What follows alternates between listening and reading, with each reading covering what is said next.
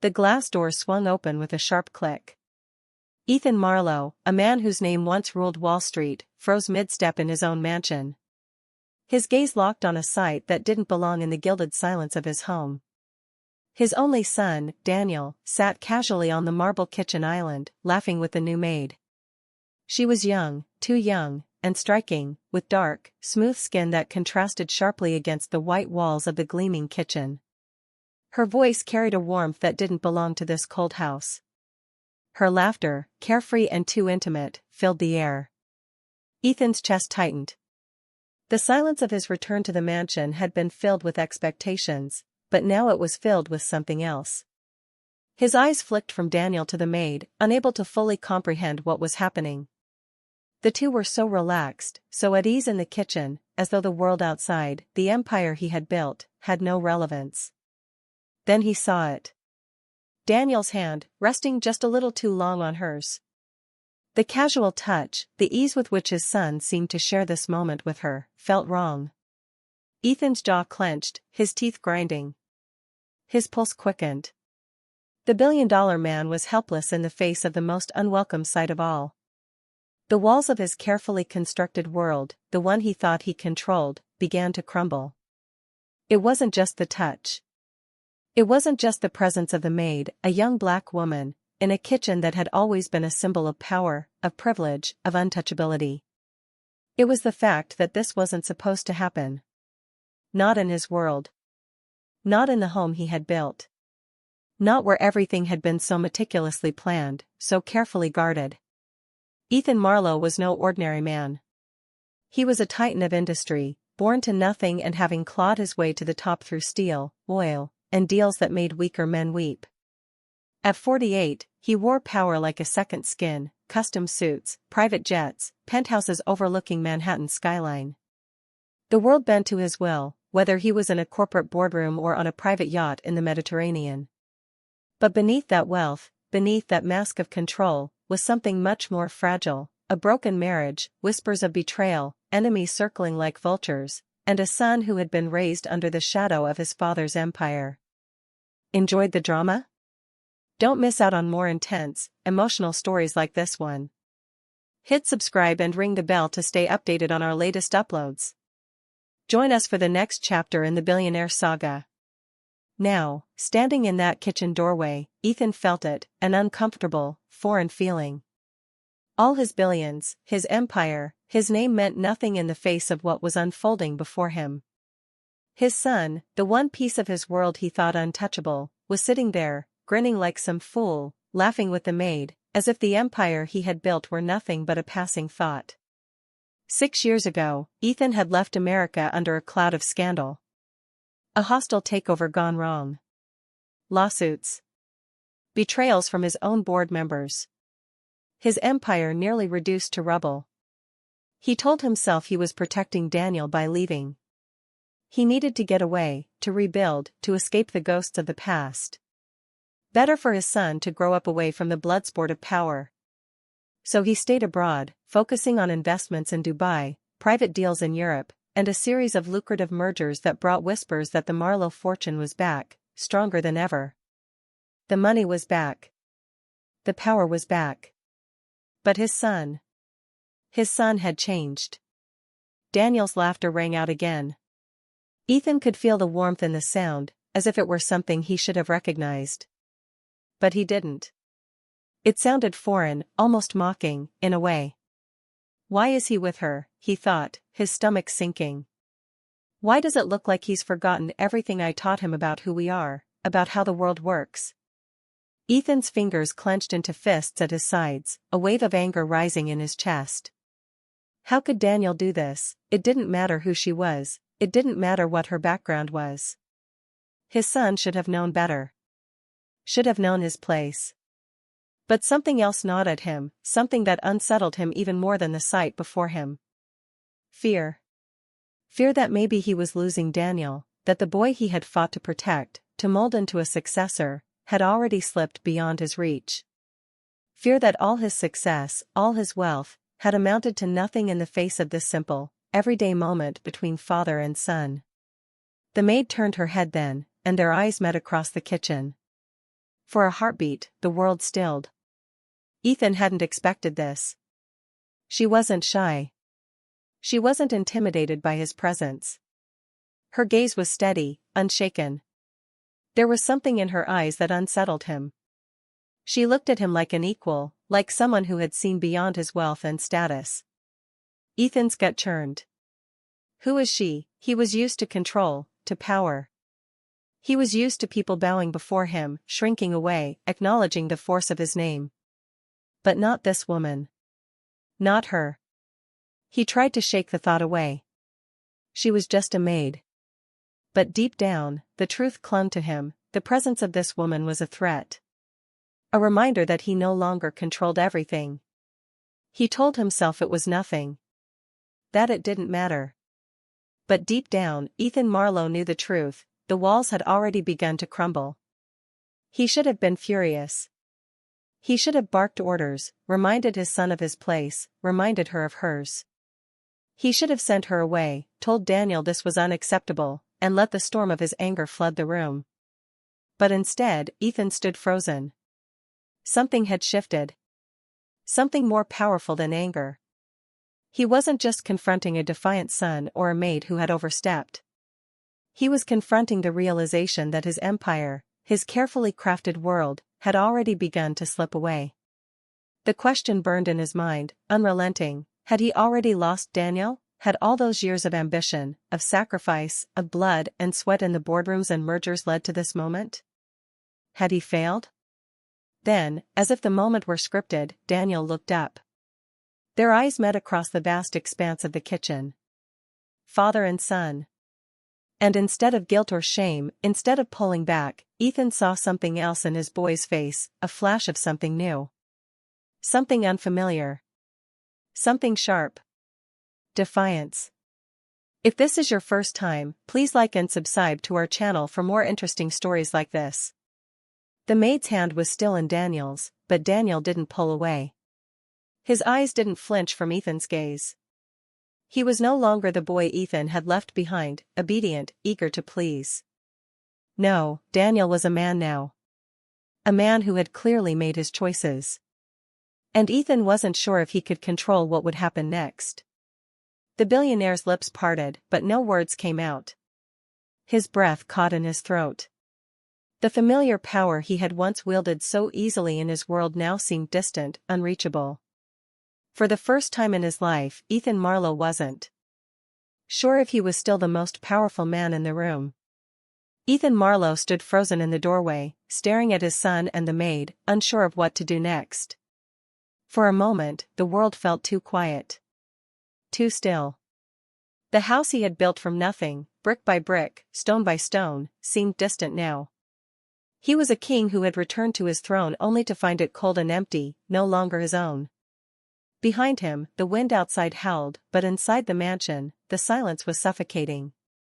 Ethan could feel the walls closing in, a suffocating pressure on his chest. Every breath he took felt heavy, every thought muddled, as if the sheer weight of the years spent clawing his way to the top had all led to this one terrible moment. Daniel hadn't said a word. He hadn't even flinched when their eyes met. That was the most unsettling thing. Daniel was no longer the boy who had clung to his father's every word, who had admired him without question. No. The boy had grown up, and Ethan couldn't help but wonder if he'd been blind to the changes all along. Ethan had always assumed that when he returned, everything would fall into place. That the pieces of his life, the empire, his wealth, his family, would all be where they belonged. He had thought Daniel would be waiting, eager to step into his role as heir to the Marlowe fortune. But this? This moment felt like a betrayal.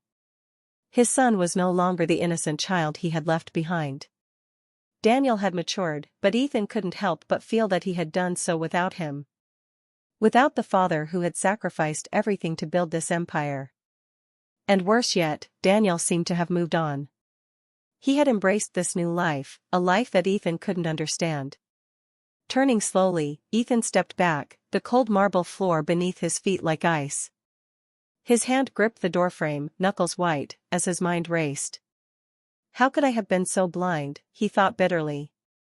All these years, I thought I was protecting him, but maybe I was only pushing him away. Ethan's mind drifted back to the beginning, back to the days when everything had started to fall apart. It had all started with a woman.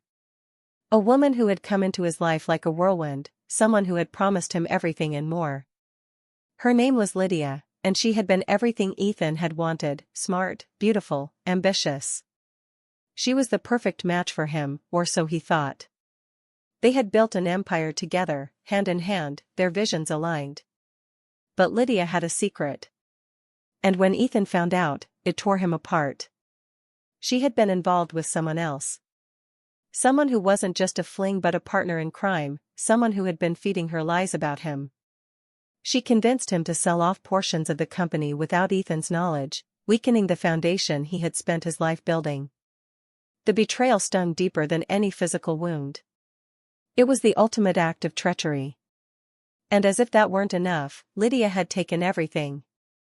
The house, the fortune, the legacy. She had stripped him of everything that mattered. Including Daniel. Daniel had been just a child then, but Ethan had seen the confusion in his eyes. The pain. He hadn't been the same after that day. Ethan had tried to reach him, tried to rebuild their relationship, but it was as if something inside Daniel had broken. His son had pulled away, retreating into himself, and Ethan was powerless to stop it. But that wasn't the end. That wasn't even the worst of it. Ethan had spent the years since the divorce rebuilding, focusing on his business and, most importantly, his son. He had hoped that Daniel would come around, that he would eventually see the sacrifices his father had made.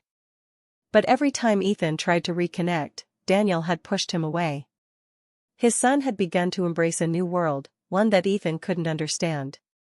And now, standing in this kitchen, Ethan saw the culmination of everything he had feared. Daniel had become someone else, someone he didn't recognize. And that maid, that woman who didn't belong in his home, was the symbol of all that had changed. Ethan had worked his whole life to shape his son into someone worthy of carrying on his legacy, but now it seemed that Daniel had his own plans.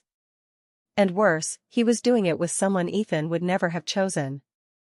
Ethan's anger flared again, but so did something darker, a deep sense of loss. He had spent so long building his empire that he had neglected the one thing that truly mattered. His family. His son. Now, it seemed, he was too late. The boy had found something, someone, he could connect with. And it wasn't his father. He needed to confront Daniel.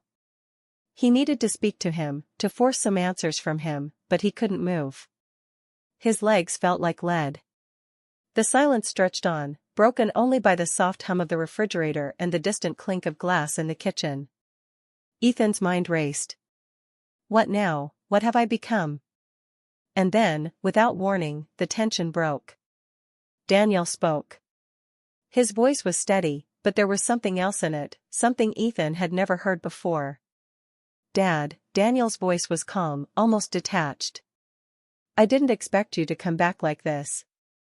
Ethan felt the weight of the words hit him like a punch to the gut.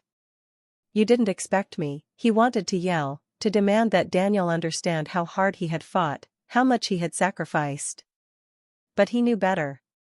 He knew the boy wouldn't understand. Not now. Ethan's gaze flickered to the maid, still standing there. She hadn't moved. She didn't seem afraid, didn't seem out of place. She just stood there, watching him, her hand still resting lightly against Daniel's. It was a quiet rebellion, an act that seemed small but felt like a declaration. I'm here now, Ethan finally managed to say, his voice strained. And we need to talk. All of us. Daniel didn't respond immediately.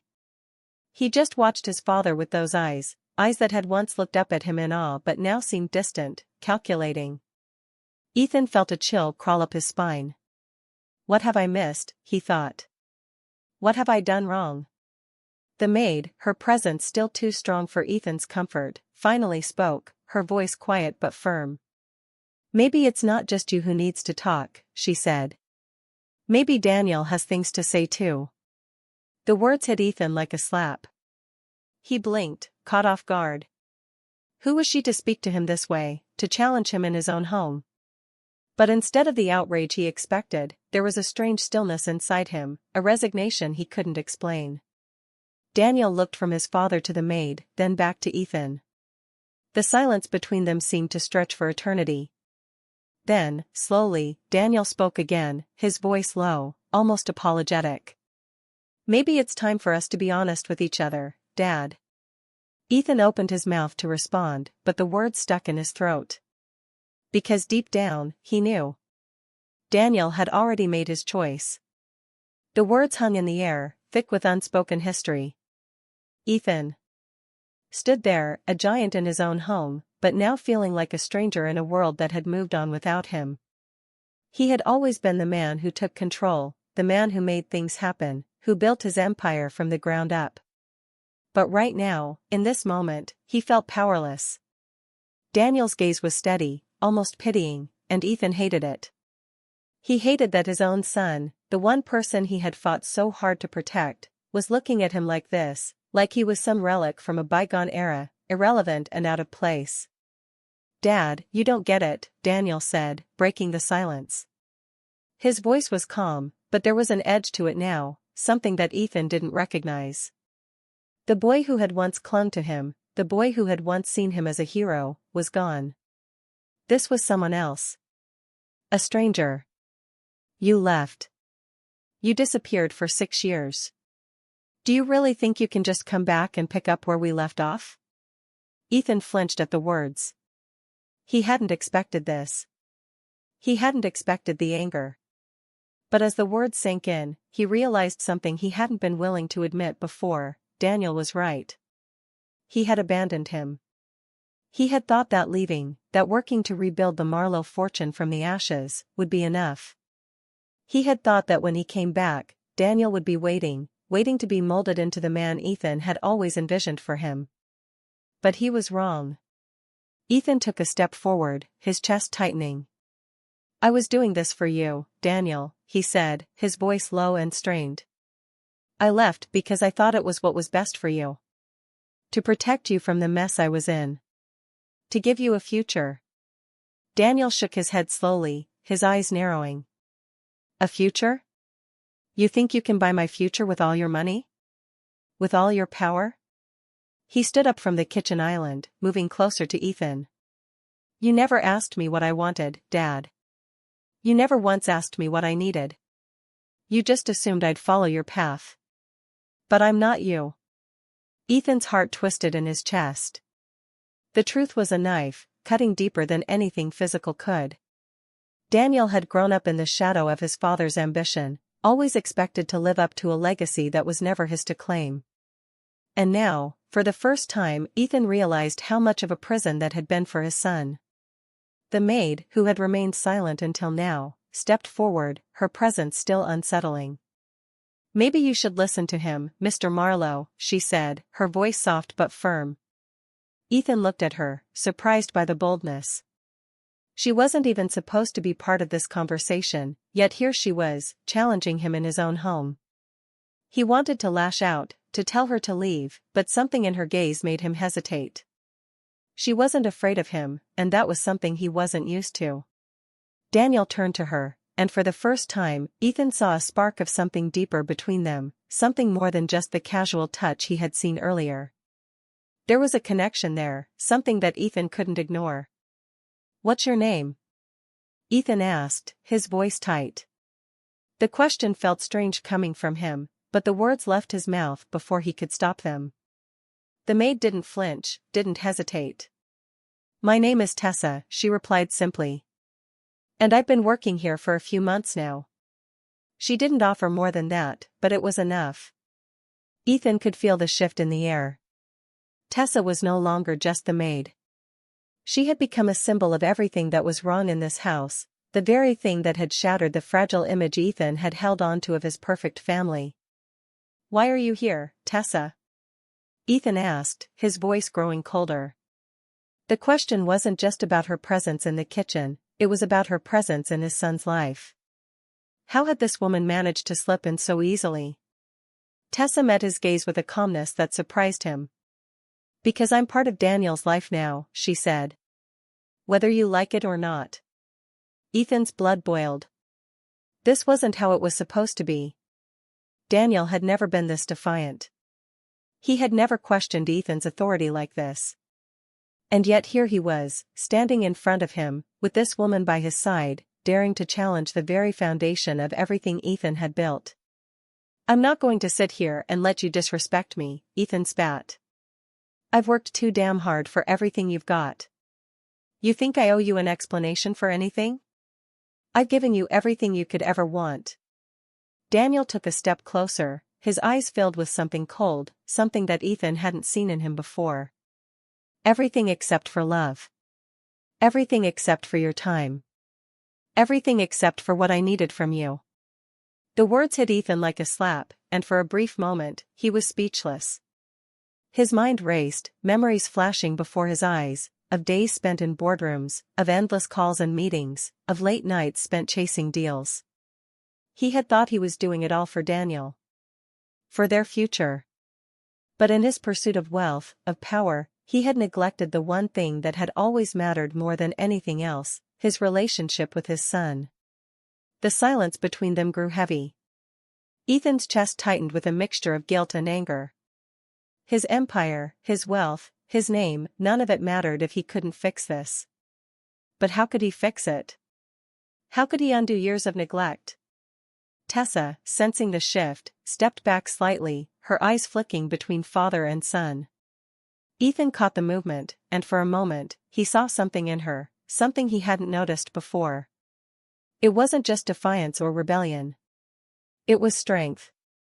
Daniel, who had been quiet for a moment, finally spoke again, his voice softer now, but no less determined. "You want to be part of my life, Dad? Then stop trying to control me. Stop treating me like some investment, some asset to be managed. I'm not your legacy. I'm me. And I'm not going to follow your path just because it's what you want." Ethan looked at his son, truly looked at him for the first time in years. And for the first time, he realized something he hadn't been willing to admit: Daniel had outgrown him. And he was no longer the boy who had needed his father's approval. The realization was like a cold wave washing over him, and it left him breathless. How had he missed this? How had he failed his son so completely? "I don't know what to do anymore," Ethan said quietly, his voice barely a whisper.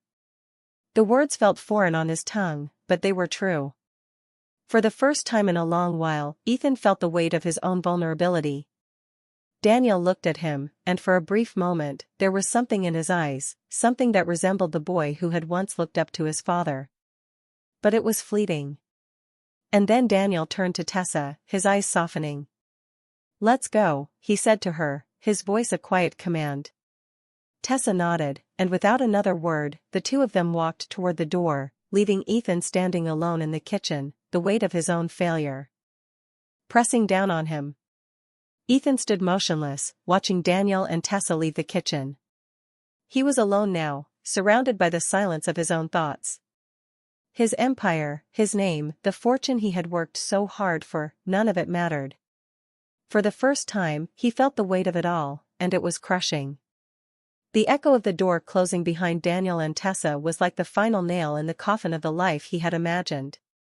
The house, once full of promise and potential, now felt hollow. Every piece of furniture, every chandelier, every luxury item felt like a reminder of what he had lost. It had all been for nothing. Ethan ran a hand through his hair, trying to gather his thoughts. The pain was sharp, but it wasn't just the anger or frustration that gnawed at him. It was something deeper: regret. Regret for the years spent chasing deals, wealth, power, and for the moments he had missed.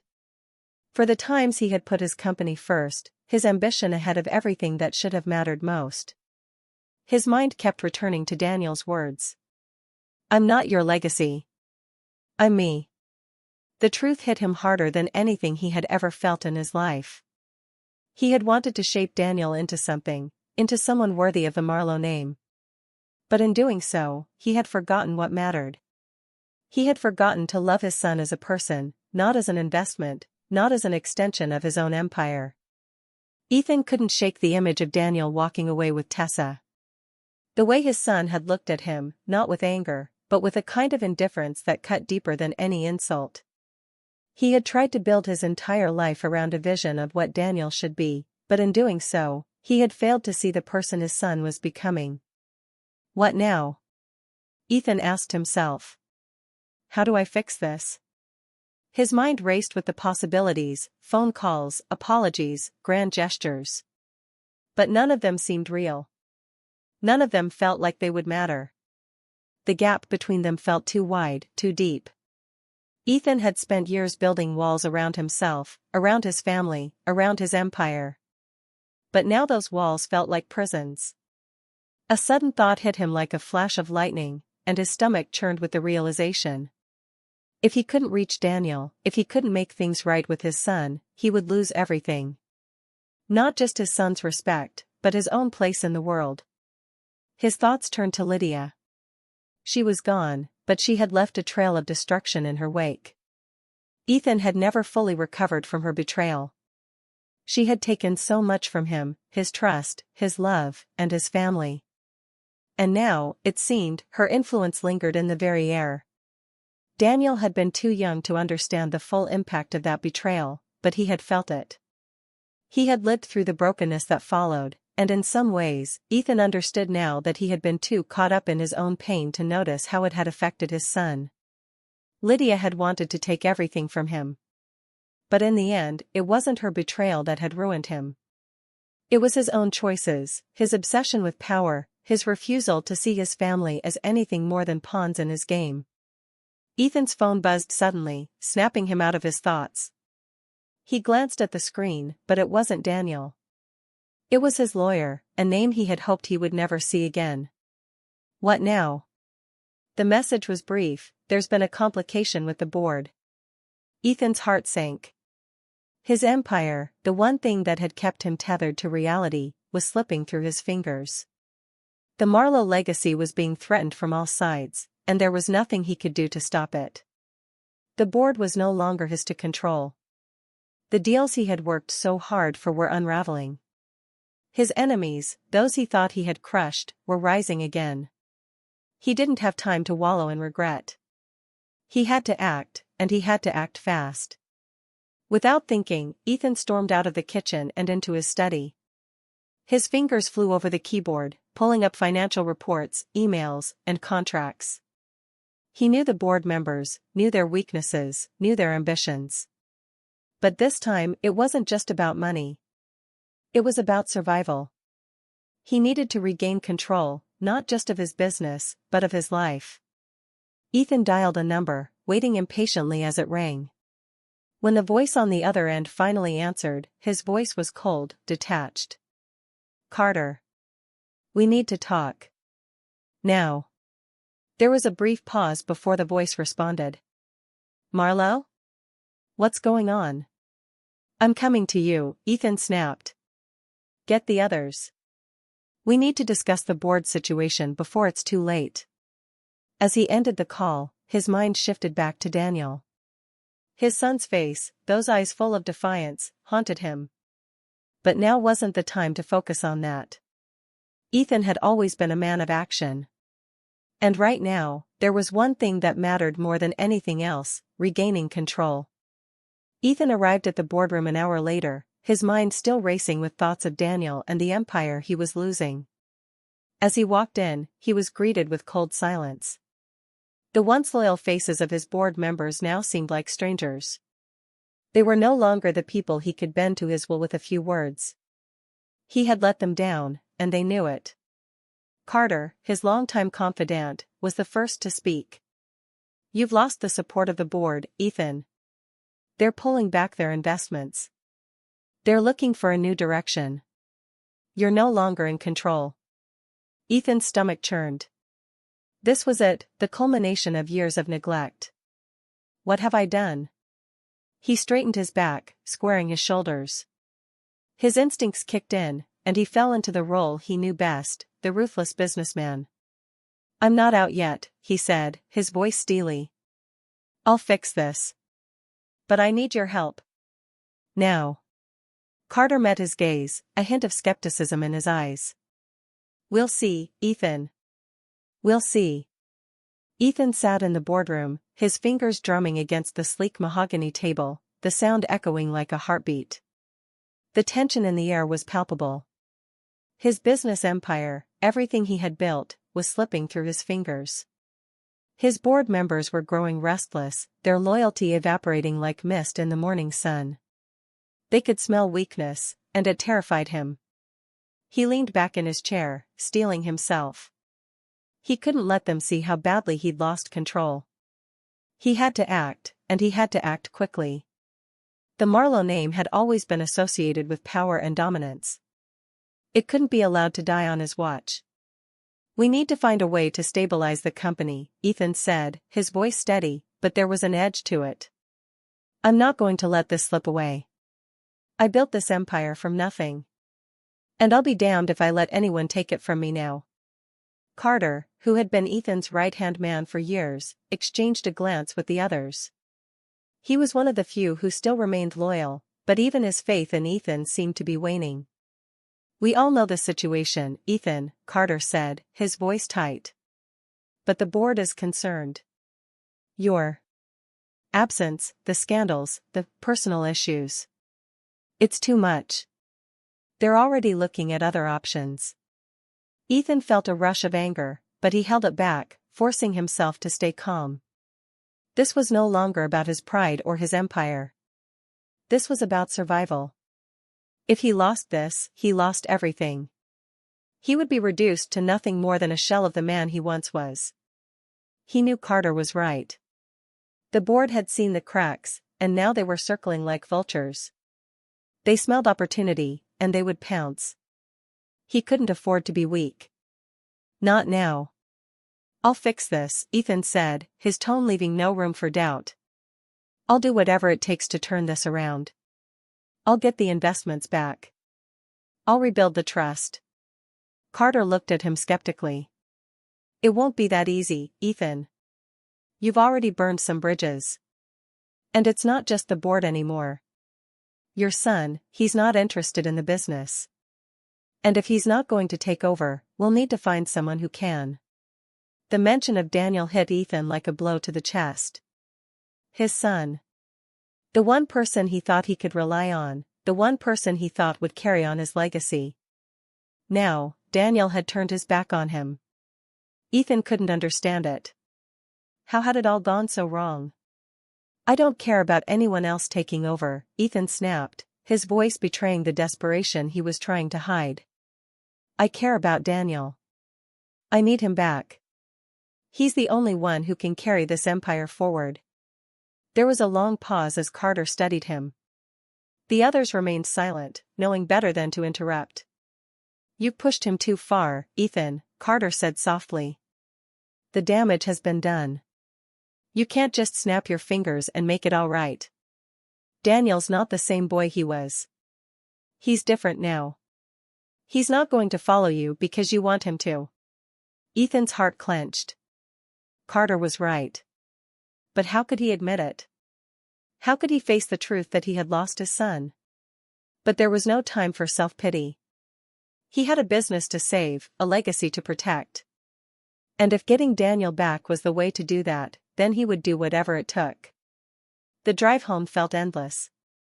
Ethan's thoughts were consumed with one thing, his son. He had spent years building his empire, and now it was crumbling. But nothing in his life had hurt as much as the way Daniel had looked at him earlier. That cold indifference.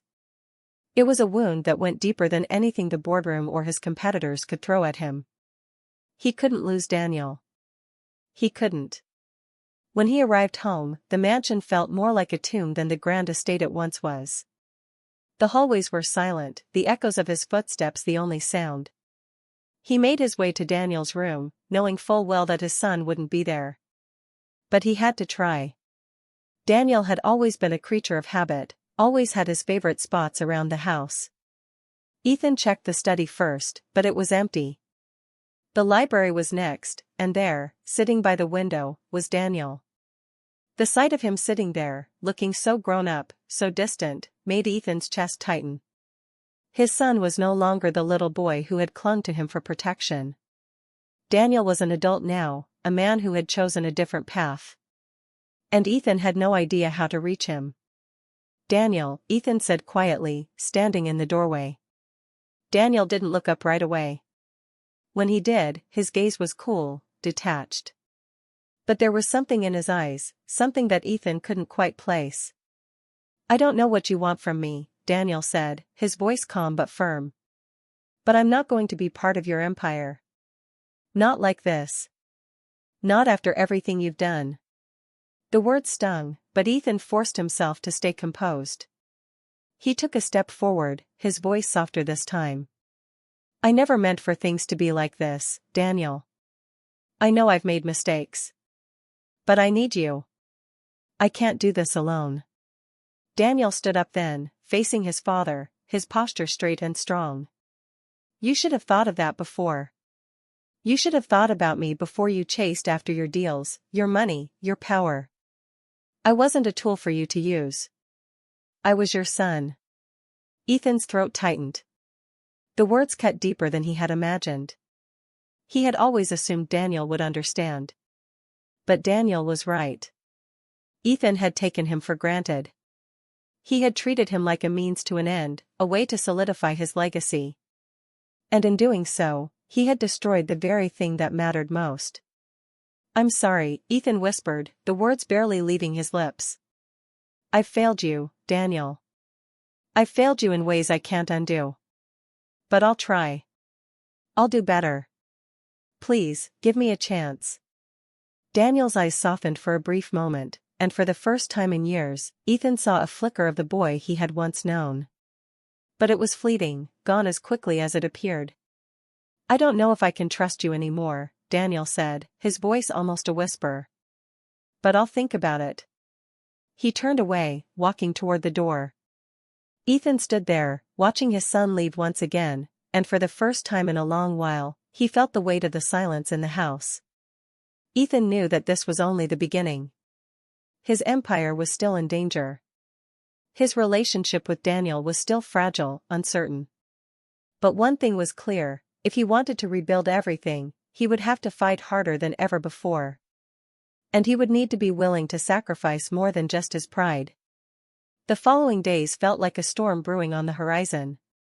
Ethan was used to pressure, used to the weight of the world bearing down on him. But this was different. This wasn't just about money or business deals. This was about his family, his son, the one thing he had never expected to lose. The weight of Daniel's words echoed in Ethan's mind. "I wasn't a tool for you to use. I was your son." How had he not seen it? All those years of chasing power, of building the Marlowe name, had driven a wedge between them. And now, that wedge was too deep to ignore. Ethan had spent years battling in boardrooms, with rivals and enemies who sought to tear down what he had worked so hard to build. But this battle, with Daniel, with the person he cared about most, was a fight he didn't know how to win.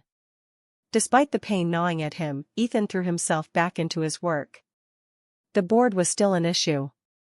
They were losing confidence in him, in his ability to control the empire he had built. The meetings had become tense, filled with thinly veiled threats and discussions of moving in a new direction. He couldn't let that happen. He wouldn't. But every time he tried to regain his footing, his mind kept drifting back to Daniel.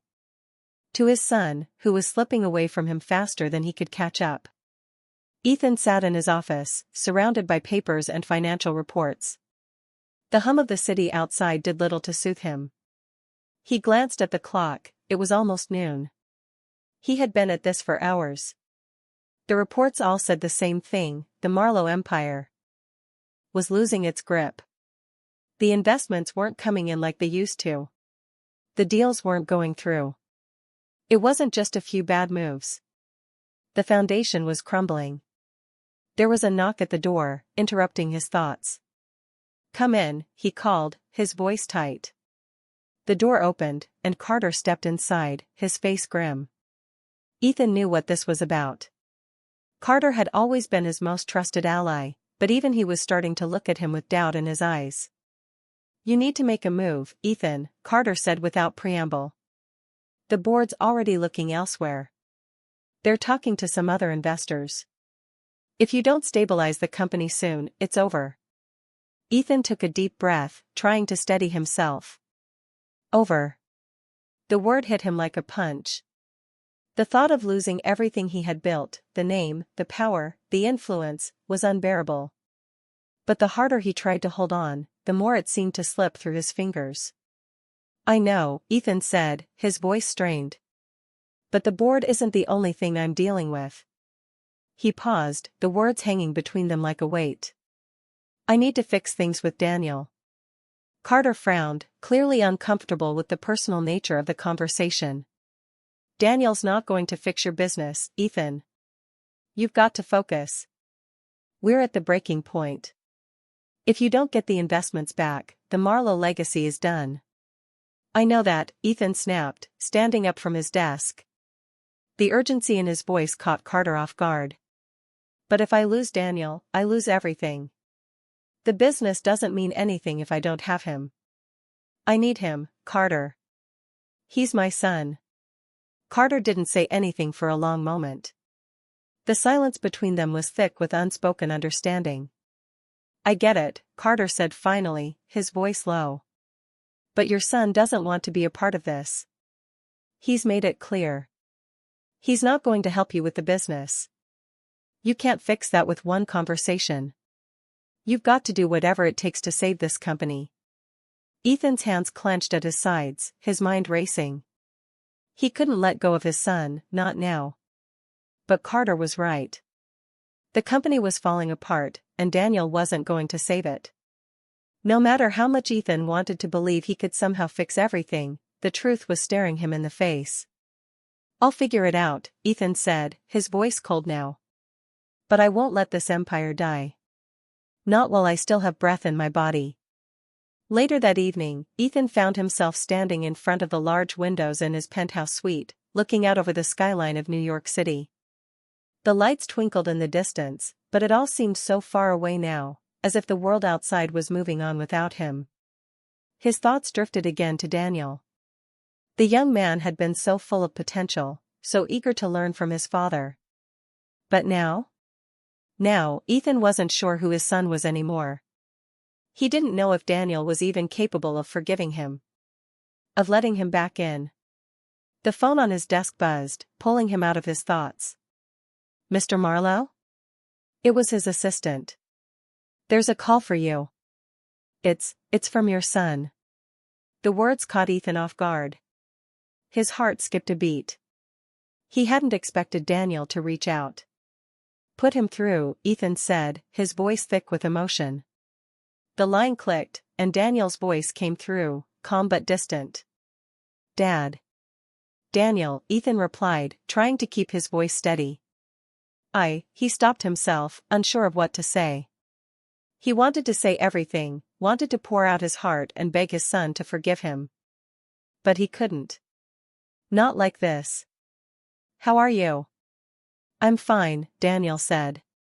The distance in his voice was clear, but there was something else there, something that Ethan couldn't quite place. Listen, I've been thinking about what you said. About trying to fix things between us. Ethan's heart pounded in his chest. Daniel, I know I've made mistakes. I've made so many mistakes, and I'm sorry. I need you. You're all I have left. There was a long pause on the other end of the line, and Ethan could hear the sound of Daniel's breathing. Finally, Daniel spoke again, his voice quieter this time. I don't know if I can forgive you, Dad. I don't know if I can trust you again. But I'm willing to try. Let's start there. Ethan's breath caught in his throat. That was all he needed. Just a chance. A chance to make things right. Thank you, Daniel, Ethan said, his voice thick with emotion. I'll do whatever it takes. Whatever it takes to make things right between us. As the call ended, Ethan sat back in his chair, his hands trembling slightly. For the first time in a long while, he felt like there was hope. Maybe this wasn't the end of everything. Maybe he could fix it. But the clock was ticking. He had a business to save, a legacy to rebuild. And Daniel, his son, was the key. The next few days were a blur of meetings and phone calls. Ethan moved through them mechanically, as if he were operating on autopilot. He couldn't afford to lose focus, not now. The Marlowe name, his legacy, was still teetering on the edge of ruin. The board had moved on. Carter had given him the bad news. The investment proposals had dried up, and the whispers of a potential hostile takeover were growing louder by the day. He knew who was behind it, his old rival, Vincent Reed. Reed had been one of the first people Ethan had outsmarted when he built his fortune. But Reed was no fool, he had been waiting for this moment. Waiting for Ethan to slip, to show weakness. Now, he was poised to take over the very empire Ethan had spent his life building. Ethan's phone buzzed on his desk, a text message from Carter flashing across the screen. Vincent Reed's people are making a move. We need to act fast. He slammed the phone down in frustration, gripping the edge of the desk so tightly his knuckles turned white. The battle for the company was coming to a head, and this time, it wouldn't be as easy as outmaneuvering Reed. Ethan knew the game had changed. The board had lost faith in him, and that was all Reed needed to swoop in and seize control. And as if that weren't enough, his mind kept drifting back to Daniel. The brief moment of hope that had sparked in their conversation a few days ago seemed like a distant memory. Daniel had agreed to try, to see if they could fix things. But the distance between them was still there, lurking. Every time Ethan tried to reach out, to show his son that he was willing to change, he was met with cold resistance. Ethan had promised Daniel that he would do whatever it took to make things right, but he had no idea how to start. He couldn't afford to make mistakes now, especially not when everything else in his life seemed to be crumbling. The pressure was unbearable. The evening brought no relief. Ethan sat alone in his penthouse, looking out over the skyline once again. The lights below twinkled, but they did nothing to ease the turmoil that churned within him. His mind was consumed by his empire, his son, and the seemingly insurmountable challenges ahead. His phone buzzed again, but this time it was an unknown number. He picked it up hesitantly, wondering if it was another call from Carter or someone else from the company. Ethan, a voice said on the other end of the line. It was familiar, too familiar. Vincent Reed. I think it's time we had a little chat. Ethan's heart skipped a beat, and he could feel the anger rising in his chest. Vincent had always been a thorn in his side, but now, Reed was more dangerous than ever. What do you want, Reed? Ethan growled, trying to keep his voice steady. Oh, I think you know exactly what I want, Reed replied with a smirk in his voice. Your empire, Ethan. It's not looking too stable these days. You've lost the board, and now the investors are pulling out. I'm the man with the power now. Ethan's blood boiled. He had been expecting this, but it still stung. You won't get away with this, Reed. I'm not going down without a fight. Reed chuckled darkly. Oh, I think you will. You've already lost. It's just a matter of time before you realize that. But don't worry, Ethan. I'll make sure you have a soft landing. After all, I'm not completely heartless. The line went dead, and Ethan stared at the phone in his hand, his mind racing. He had known this was coming, but hearing it from Reed's mouth made it feel all too real. This was a battle for everything. The empire. The legacy. And, at this point, his own survival. The next morning, Ethan didn't waste any time. He called Carter and the rest of the few loyal members of the board that hadn't already turned their back on him. He needed a strategy, and he needed it fast. Reed was already making moves, and the longer Ethan waited, the more of a chance Reed had to take over. It was time to fight back, and this time, it wouldn't just be about the business. Ethan was done playing the game with just his head. He needed to fight with everything he had, his influence, his cunning, and most importantly, his son. He glanced at the photo on his desk, the one from Daniel's childhood. It was a picture of the two of them, Daniel smiling brightly as he clutched a trophy from his first baseball game. Ethan had been so proud of that day. It felt like a lifetime ago. But maybe it wasn't too late. Maybe he could still fix this. If he could find a way to get to Daniel, to show him that everything Ethan had done had been for him, that the empire he was fighting for was also Daniel's birthright, maybe there was still a chance. Ethan didn't waste any more time. He grabbed his coat and headed for Daniel's apartment. He wasn't sure what he would say, how he would convince his son to see things his way. But this was his last chance. He could feel it. If he lost Daniel, if he couldn't find a way to reconnect with him, then there was no point in saving the company. It would be a hollow victory. The drive to Daniel's apartment felt like an eternity. Every passing minute reminded him of the years he had lost with his son. Daniel had grown up without him, and now Ethan was realizing just how much of a stranger he had become to him. When he arrived, he took a deep breath and rang the doorbell. He could hear footsteps on the other side, and then the door opened. Daniel stood there, his expression neutral. "What do you want, Dad?" His voice was guarded, but not as cold as it had been before. Ethan hesitated. This was it. He had no more time for games, no more time for pretending. He had to say what he needed to say, and he had to say it now. "I want to fix this," Ethan said, his voice rough. "I want to fix everything, Daniel.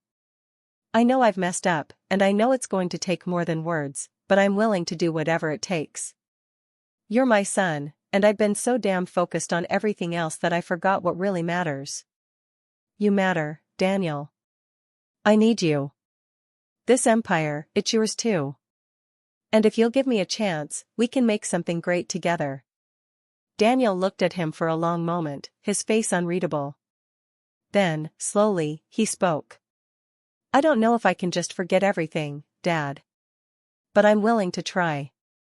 Just, don't expect it to be easy." Ethan nodded, feeling a surge of relief. Maybe there was hope after all. But the clock was ticking. Vincent Reed was closing in, and there was still one thing Ethan had to do: protect his legacy.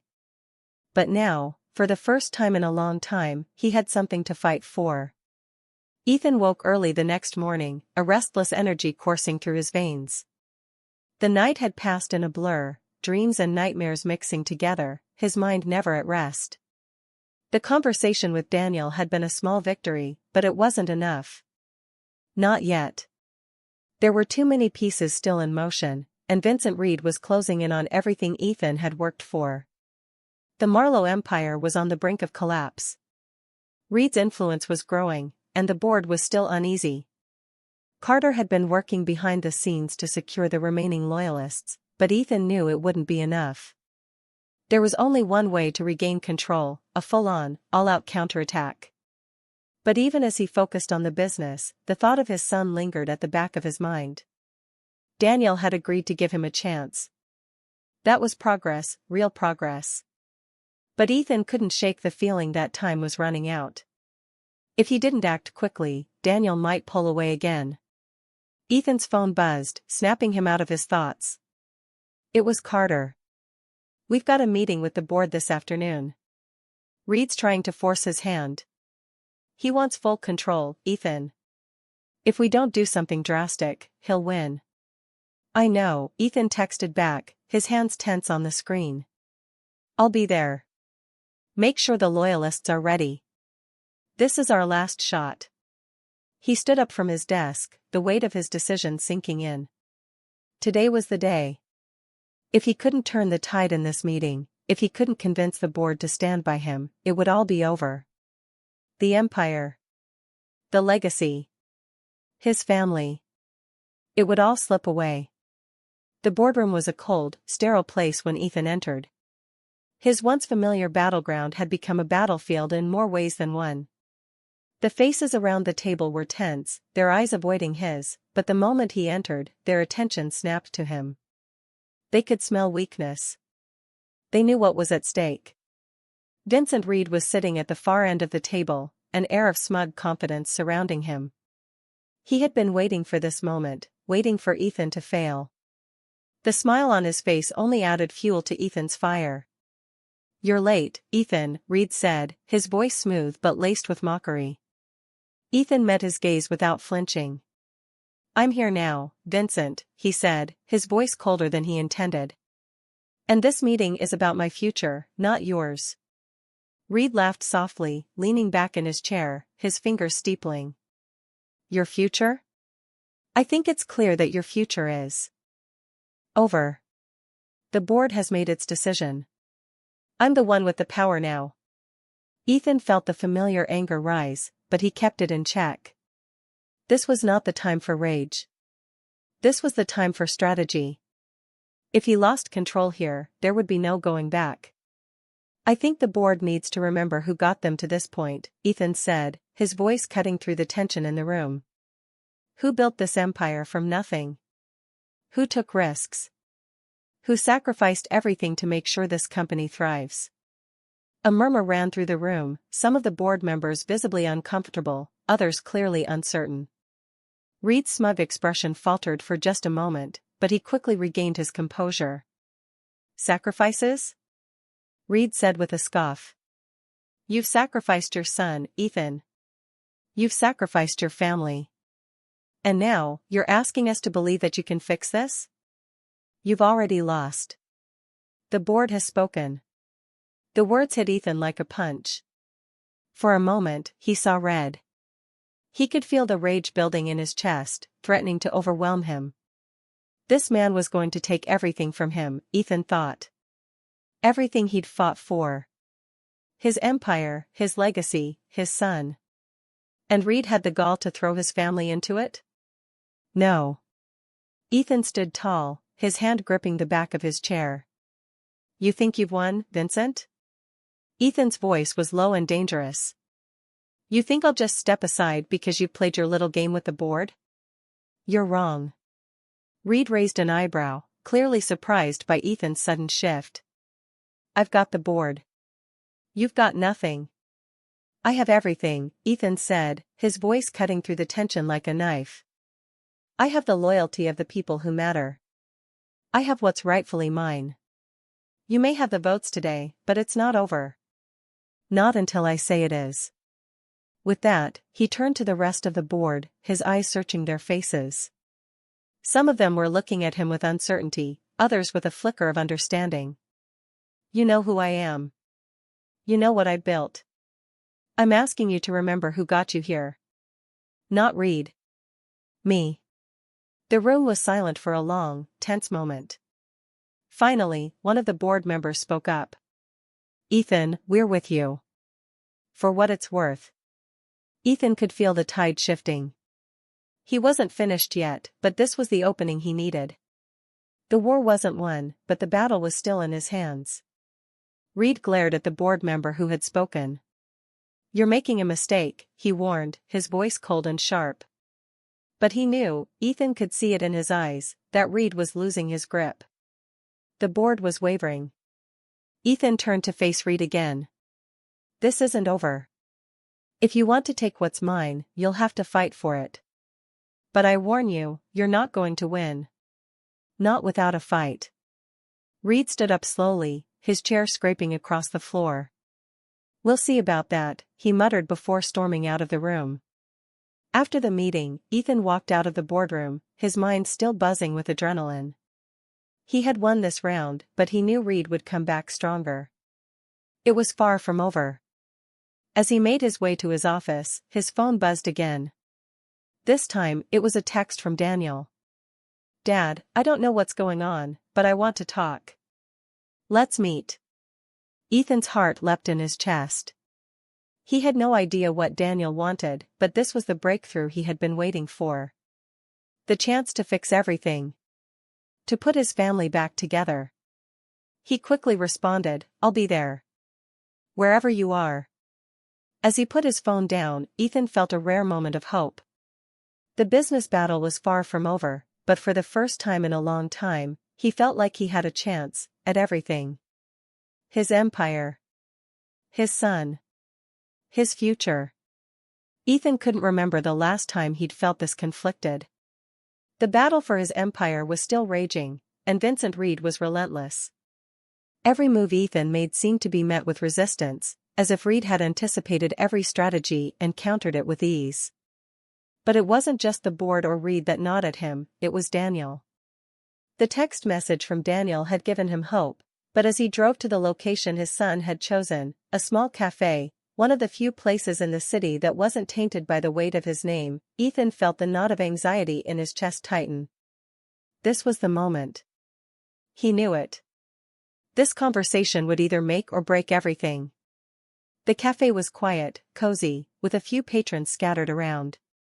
Ethan walked in and immediately spotted Daniel sitting by the window, staring out at the busy street, lost in thought. His son looked different now, older, more guarded. There was a time when Daniel had been eager to share everything with him, when they had laughed together over silly things. Now, it was as if that boy had disappeared. The distance between them had become more than just physical, it was emotional, and it was deep. Ethan hesitated for a moment before walking over. Daniel didn't look up when he sat down. Ethan waited for him to speak, unsure of how to break the silence. The weight of the years hung heavily in the space between them. "I didn't know where else to go," Daniel said finally, breaking the silence. His voice was calm, but there was an underlying tension. "You've been fighting for everything, Dad. For the business. For the empire. But I've been wondering. What's it all for?" Ethan's heart sank, and he struggled to find the right words. What was it all for? The question hit him harder than he expected. He had spent so long building his empire that he had forgotten to ask himself that very question. What had it all been for if he had lost his son along the way? "I know I've messed up," Ethan said quietly, his voice almost a whisper. "I know I've put everything else before you. Before us. But I've realized something, I was wrong. The empire, the money, the power, they mean nothing if I don't have you, Daniel. If I don't have my family." Daniel's eyes flickered, but his expression remained unreadable. Ethan's stomach twisted with the weight of his words. He had never felt this exposed, this vulnerable. But he needed Daniel to understand. He needed him to see that this wasn't just about fixing the company or salvaging his name. It was about him, about their relationship. "I can't change the past," Ethan continued, his voice raw. "But I can try. I'll do whatever it takes. You don't have to be part of the business. But you are a part of me. And I need you." Daniel didn't respond immediately. He sat back in his chair, his fingers tapping absent-mindedly on the edge of his coffee cup. The silence stretched on, and Ethan could feel the weight of the moment pressing on him. Was this it? He wondered. Would Daniel walk away again? Finally, Daniel spoke, his voice softer than before. "I don't know what I'm supposed to do, Dad. I don't know if I can forgive you. Everything you've done, everything you've prioritized, it feels like it's too much. Like I've been living in your shadow my entire life." The words hit Ethan like a slap, but they weren't new. He had known this. He had known that Daniel would be angry. He had known that rebuilding their relationship would take time, and even then, it might never be the same. But hearing it from Daniel, hearing how deeply the betrayal had cut, made the reality of what he'd lost all the more painful. "I'm sorry," Ethan said again, the words coming from a place of deep regret. "I never wanted you to feel that way. I wanted to protect you. But I got lost in the pursuit of something that didn't matter as much as you did. I thought that building this empire, giving you everything, would be enough. But it wasn't. I wasn't enough. And I lost you because of it." Daniel shifted in his seat, and for a brief moment, Ethan thought he might leave. But then, his son looked him in the eye, and for the first time in years, Ethan saw a flicker of something there, a crack in the wall that had been built between them. "I'm still mad at you," Daniel said, his voice unsteady. "I don't know if I'll ever stop being mad. But I'm willing to try, too. Maybe we can start over. But it's not going to be easy, Dad. It's going to take time." Ethan felt a lump form in his throat, and he nodded, unable to speak for a moment. Time. That was something he had run out of in so many ways. But with Daniel, maybe, just maybe, there was still hope. I'm willing to wait, Ethan said, his voice thick. For as long as it takes. Daniel looked at him for a long moment, and then, slowly, he nodded. I'll give you a chance. But I'm not doing it for the business. I'm doing it for me. For us. Ethan felt the weight of those words settle in his chest. For us. That was what mattered. Not the empire, not the wealth, not the legacy. It was about repairing the most important relationship he had. The relief that washed over Ethan was almost overwhelming, but it was tempered by the knowledge that the real fight was just beginning. Reed was still out there, waiting to destroy everything he had worked for, and the board was still divided. But now, for the first time in a long while, Ethan felt like he had something worth fighting for. Later that day, as Ethan prepared for the final showdown with Reed, he couldn't help but think about what Daniel had said. This wasn't just about business anymore. It was about family. It was about the future. And no matter what happened in the boardroom, no matter how the chips fell, Ethan was no longer willing to sacrifice his family for the empire. He grabbed his phone and texted Carter, "We meet tonight. It's time to end this with Reed. Whatever it takes." The last of the daylight was fading as Ethan stood up from his desk, his resolve hardening. Tonight, he would fight for everything. The tension in the air that evening was thick enough to cut with a knife. Ethan had never felt the weight of his decisions more acutely than he did now. The war for his empire was reaching its peak, but it wasn't just about business anymore. It was about his future. About his family. About everything he had sacrificed for a dream that had almost destroyed him. As he walked into the dimly lit boardroom, the faces of the remaining board members stared at him with a mixture of wariness and uncertainty. The few loyalists were still there, but they were outnumbered. Vincent Reed's influence had grown too strong, too fast. But Ethan wasn't going down without a fight. He had already lost too much to let Reed take the one thing he couldn't live without. Across the room, Reed was seated at the head of the table, his calm demeanor almost mocking in the face of everything Ethan had worked for. He was confident, too confident, but that was exactly what Ethan had been counting on. Reed had underestimated him, and that was going to be his downfall. Ethan took his seat, his gaze locking with Reed's. The room went silent, the final confrontation inevitable. "So, this is it," Reed said, his voice smooth, but tinged with arrogance. "The last stand of Ethan Marlowe. How predictable." He leaned forward, his hands clasped in front of him.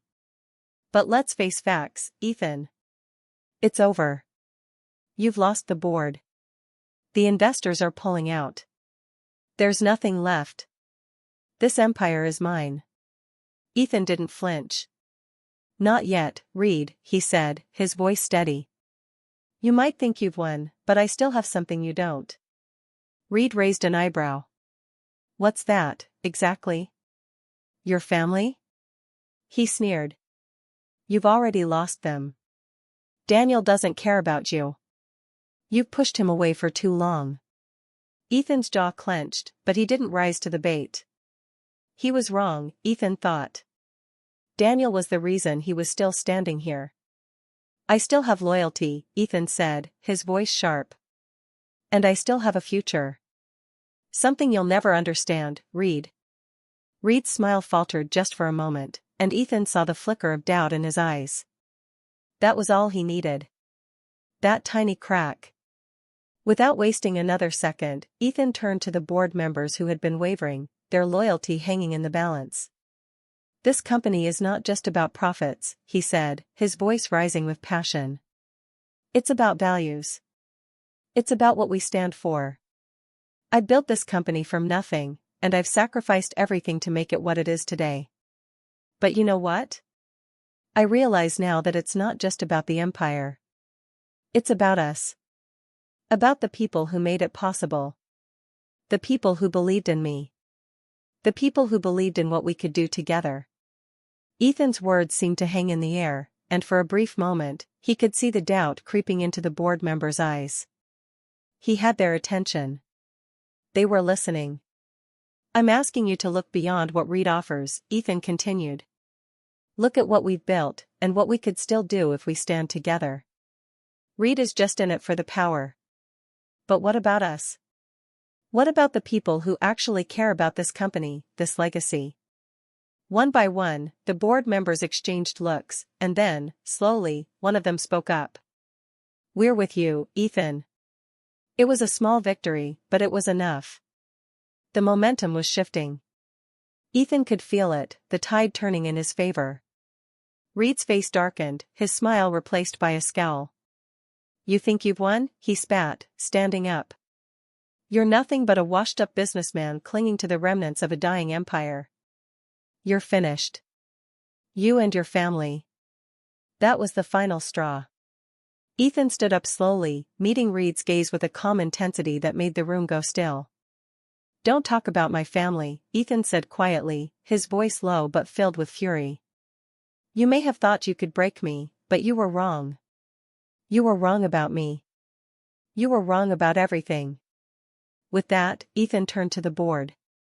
I've fought for this company my entire life, and I'll be damned if I let Reed take it from me. This isn't just about business anymore. It's about what matters. It's about loyalty, about family. And if that's something you believe in, then you need to make a choice. Right now.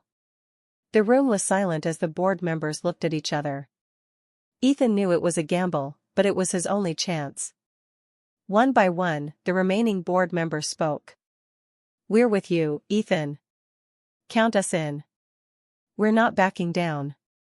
And just like that, the balance of power shifted.